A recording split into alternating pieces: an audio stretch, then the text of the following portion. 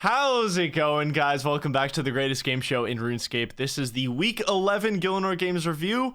As you guys may or may not know, Soup decided to do a 1-week break before the Gielinor Games final, and I am recording this video 9 hours before a flight. I have to be at the airport in 7 hours. I haven't slept yet, so it might be a little lower effort here for this GG Week 11 review. Wish I got to this review a bit earlier because this was one of my favorite challenges. So coming into this week, I do in fact have a sabotage from beating Victim in the banning last week. And guess what crazy news we find out coming into this week? This is the final challenge before the final. Soup tells us that 5 players will make it into the final, and today's challenge is for a spot in there. So that changes the landscape dramatically. Obviously, the week before, I made deals with Roidy and Foe, and I already had good relationships with C Engineer and Framed, and I even thought Tervesta and I were chilling at this point in time, and I even had that talk with Hootie at the end of last episode. I was like, hey man, we're even, I sabotaged you sent me into a banning, we're good,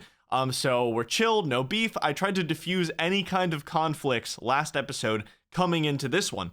But honestly, I did a lot of that because I had no idea when we'd be playing for a final spot. I had no idea how many people would be in the final. I assumed we had a few more challenges to go, a few more bannings to go, and I thought I needed to secure myself, so I went out and did that.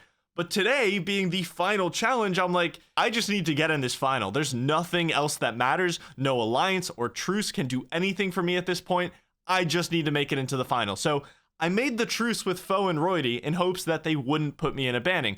I did help Foe and Roidy out in the previous challenge when I had power, and they just never really had a chance to do anything for me in return in this truce. They never had a chance to really prove their loyalty anyway, so who really knows what would have happened? But the best move in my eyes at this point in time was to break the truce and put the sabotage on Foe. I felt like this challenge would be right in his wheelhouse, and it's all about getting in the final now. This week's challenge was the literal longest challenge I think we've had in the last 11 episodes, so the challenge was level up. We've got to level up all 23 skills on a brand new account once. Mainly Iron Man rules, with a couple exceptions. We were able to use the Grand Exchange to buy tools, teleports, and also questing supplies. So I saw some people say that like buying the meats for Druidic Ritual was cheating or whatever. Everyone did that. Literally every single competitor did that because quest supplies were fair game. I think the only quest items that were bought were the meats for Druidic Ritual, so nothing else got bought. Sadly, I don't have the time to go over absolutely everything in this challenge, so I'm just going to go over what I thought were the biggest time saves I had over the other runs, because as you can see, my run was just under 43 minutes. Frame did really well too with a little over 45, and then everyone else, there's like a pretty big gap I felt to, second and third place. I did think that Framed would also be really good at this challenge just because of how many new accounts he makes on the game, so he did really good. Okay, so I'd say first, I did 2 tick manipulation methods throughout my run. Well, the first one was with double rolls on the copper and tin rocks, so if you don't know what a double roll is, you can do it with any pickaxe. You don't need anything else to do this, but essentially you start your mining animation on one rock, and with an iron pickaxe, it mines at a 7-tick rate. So you want to start your mining animation, and then on your final game tick of the 7-tick cycle, you want to go back on a different rock. That's going to give you 2 rolls to mine the same rock. But the timings are different on every single pickaxe. So for bronze, that's an 8-tick cycle. For steel, that's a 6-tick cycle. You got to know each pickaxe, it's different. So I knew how to do this with an iron pickaxe, so that's why I went for it. And that saved me easily, I think, 30 seconds. And later on in the run, you'll see that I also tick manipulated my rune essence, which probably saved me a full minute. Like, no joke, this is the biggest time save tick manipulation wise, because when you tick manipulate rune essence, you get 2 every single time, and you always get rune essence. Like, look at how fast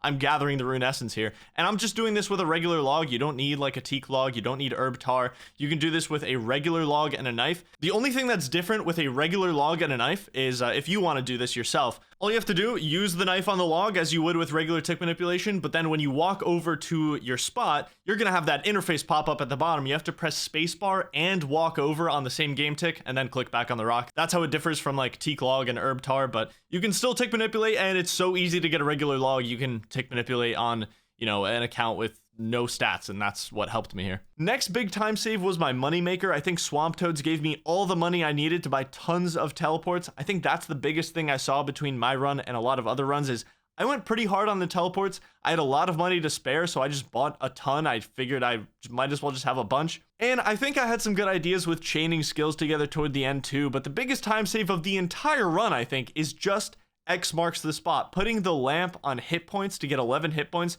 I mean, I believe it was just me and Framed who did this, but I think using the lamp on hit points saved both of us like 5 minutes. Hit points is so incredibly slow when you're one combat stats. So I think that by far, biggest time save of the run.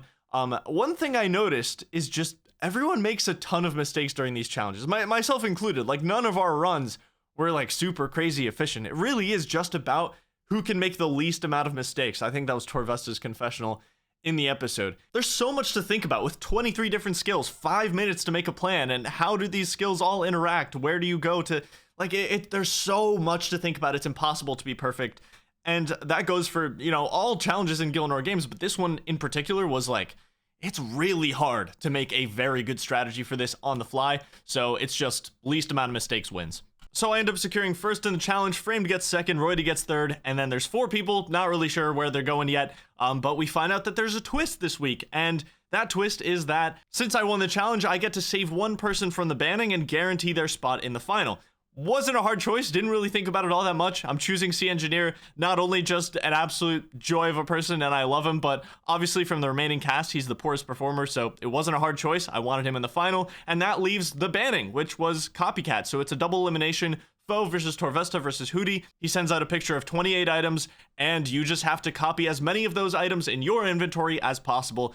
Not much to say about this banning, other than that Foe absolutely crushed it. He just steamrolled it. 26 out of 28 items is insane. Soup made it look a little close, I think, in the first half, but there was no hiding just how dominant his performance was, I think, at a certain point. So Foe wins the banning, secures the 5th and final spot in the Season 4 final, and props to him despite the sabotage. So that leaves the final 5 as me, Framed, Roydy, Sea Engineer, and Foe. And I say in the episode that it's not my ideal final, and I say that because the ideal final would have been Hootie and Torvesta in place of Roydy and Foe. They're just very strong competitors. Obviously, you want the final to be in your favor. You have to beat 4 other people. So yeah, anyway, I'll be back on the 1st of August, so I'll probably make a review sometime then on the final episode of Gielinor Games. One last review video to make. I have some sleep to get and a flight to catch. I'll see you guys.